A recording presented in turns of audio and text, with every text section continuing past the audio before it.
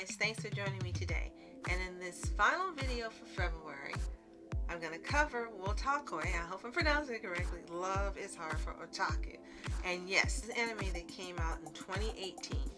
But it is so good and it is so funny and it's a perfect way to end the month of February that I want to share this with you and find out how many of you have watched it as well. But before we get started, be sure to like and subscribe for more videos like this, as well as my other videos on faith, health, and beauty all year round. So this is not a Netflix anime. This actually is on Prime Video to stream. I'm not aware if it's on Crunchyroll or not, but where I watched it is Prime Video. And this is based on a manga of the same name. It's a rom-com, which we so desperately need more now.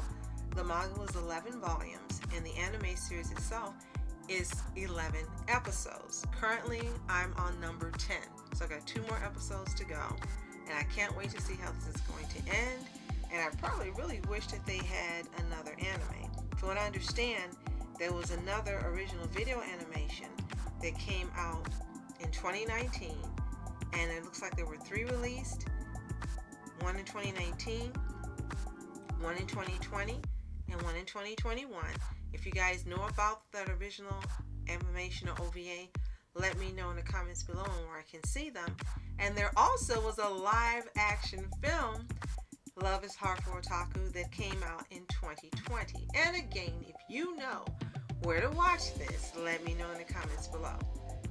And the manga itself has sold over 2 million copies, or had sold over 2 million copies as of August 2020.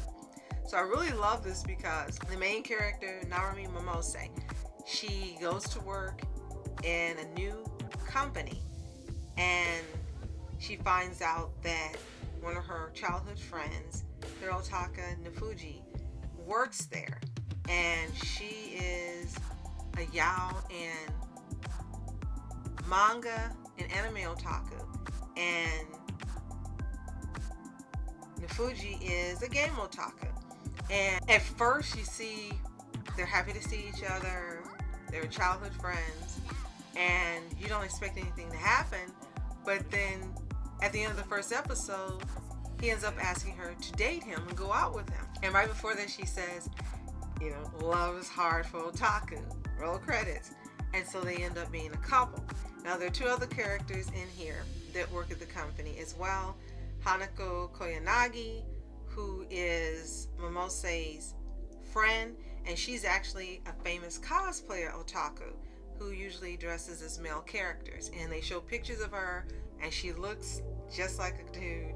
She looks fantastic in her cosplay, and she's really famous. There are pictures of her all over the internet as well. She also likes to play games, and she reads yaoi manga as well. And so they are instant friends after they find out each of them likes something that's similar. And then you have Taro Kabakura, and he is Nefuji's friend and co-worker at the office, and he's an otaku, but not as crazy as the 3 of them are. He likes heroes and bisoujo, and he's actually married to Hanako. And I didn't realize that when I was watching it until late in the anime. And it's like, at first I thought they were dating, but I'm like, oh my gosh, no, they're not dating, they're married. And they have a crazy relationship. You see that Taro really loves her, but he talks to her crazy. He calls her a hag, and sometimes their feelings are hurt. And there are times within where the way they get along, it seems like they're dating and they're not together, but they are. And clearly the people at the office don't know, because episode 8, they actually go out together for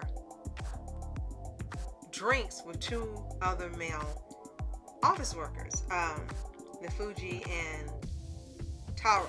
And then at the same time, Momose and Koyanagi end up going out to eat dinner together. But the guys that are at the table with the other 2 guys start talking about Momose and Koyanagi, like they're interested in them, and how one has big boobs and one is serious and the other is cute. And they're both keeping quiet because I don't know if it's against office policy to date or they just don't want people to know their business. Both understandable. And you can see Taro is getting angrier and angrier because they're talking about his wife. And so finally he gets upset at the end, puts the glass down and said, well, if I were a guy and you were talking about my girlfriends, I wouldn't appreciate it. You're being disrespectful. And he keeps his calm instead of going off on them and telling them. And at the end of the episode, they meet up and then they actually pretend like they're not with them, the two girls, and they walk off. See you later, and you know that they're dating. So yeah, clearly they want to keep it a secret from the office. And then they also have in here Naoya knew Fuji, who is Hirotaka's younger brother, but they don't know it. And they find this out in episode 6, I think, 6 or 7. And he actually is a barista.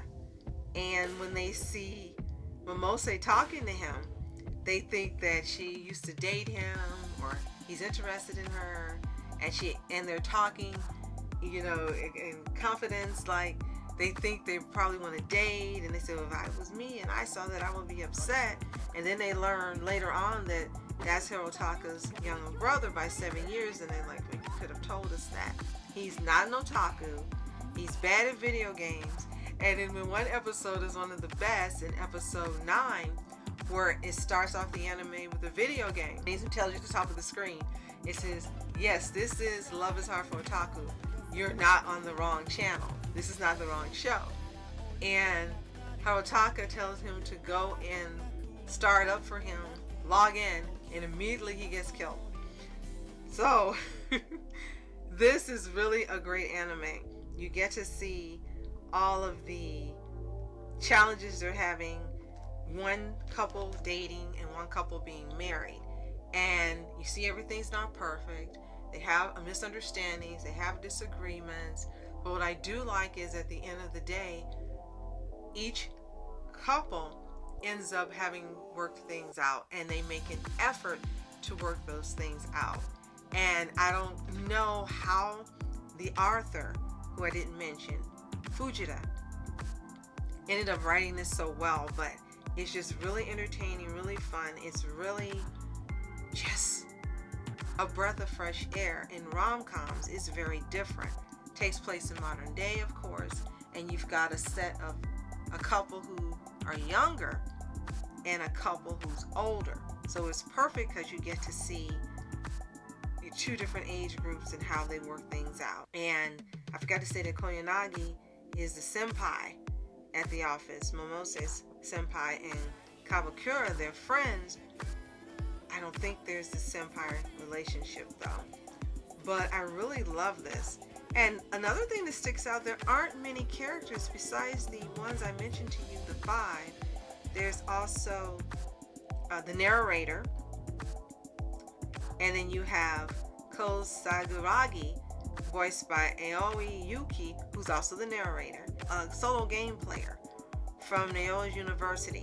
Naoya is reminded of Hirotaka when he's around Ko, so he invites him in to become a gamer friend. And then Naoya ends up bringing Ko into his group of friends, not realizing that she's female until later.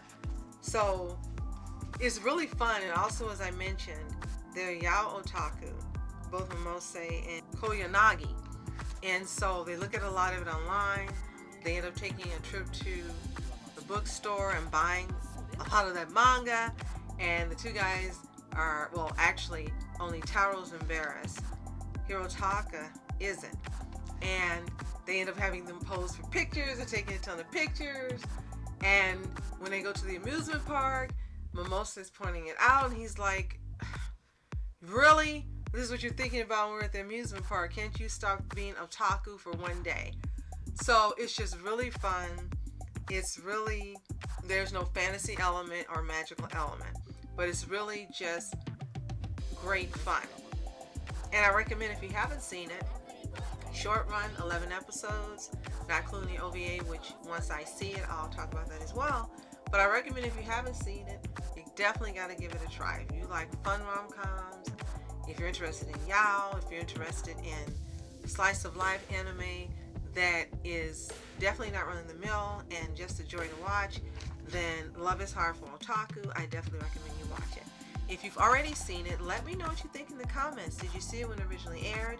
Or did you see it like me long after its airing date? Have you read the manga? Have you seen the OVAs? Let me know. I really want to know what you think.